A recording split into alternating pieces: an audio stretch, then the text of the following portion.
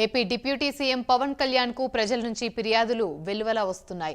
తన ఆఫీస్కు రాష్ట్ర వ్యాప్తంగా వస్తున్న ఆర్జీలను పరిశీలిస్తున్నారు. సిబ్బందితో కలిసి పవన్ స్వయంగా ప్రతి ఆర్జీని క్షుణ్ణంగా చదువుతున్నారు. ప్రజలు ఎదుర్కొంటున్న సమస్యలు, ఎదురవుతున్న ఇబ్బందులను ఫిర్యాదుల రూపంలో డిప్యూటీ సీఎం దృష్టికి తీసుకొనొచ్చారు.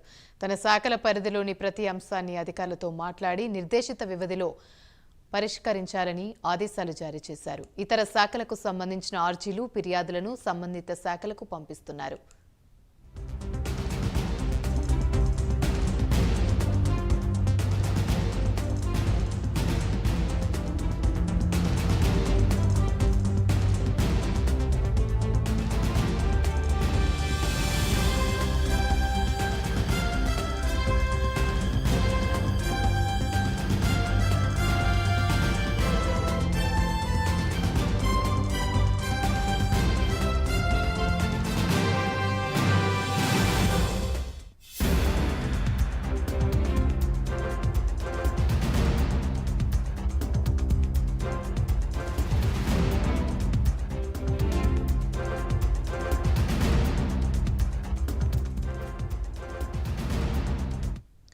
తిరుపతి జిల్లా వెంకటగిరిలోని ఎన్టీఆర్ కాలనీ 6వ వార్డు ఫస్ట్ లైన్ నుంచి మహిళలు, వృద్ధులు ఎదుర్కొంటున్న సమస్యలు పవన్ కళ్యాణ్ కదిలించాయి.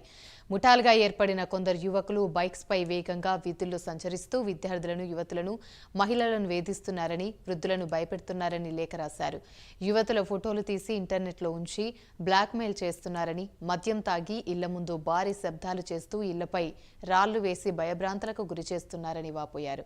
సదరు యువకులు వివరాలు, బైక్స్ పై వేగంగా సంచరిస్తున్న ఫోటోలను, వాహనాల నంబర్లను తన ఫిర్యాదుకు జత చేశారు. ఓ మహిళా ఎస్ఐని వేధించారని ఫిర్యాదులు తెలిపారు. వెంటనే స్పందించి తిరుపతి ఎస్పీ సుబ్బరాయుడుతో మాట్లాడారు. వెంకటగిరిలోని ఎన్టీఆర్ కాలనీ నుంచి వచ్చిన సమస్యను తక్షణమే పరిష్కరించాలన్నారు.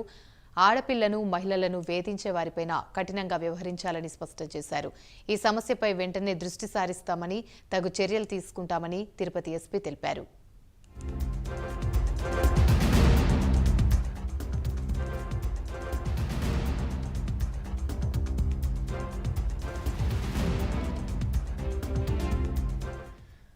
పవన్ కళ్యాణ్ సూచించిన అంశాలపైన తిరుపతి ఎస్పీ స్పందించి సంబంధిత డివిజన్ అధికారులకు ఆదేశాలిచ్చారు. వెంకటగిరి ఎన్టీఆర్ కాలనీకి వెళ్లి అక్కడి ప్రజలతో మాట్లాడి వారిని వేధిస్తూ ఇబ్బంది పెడుతున్న వారి వివరాలు నమోదు చేసుకున్నారు.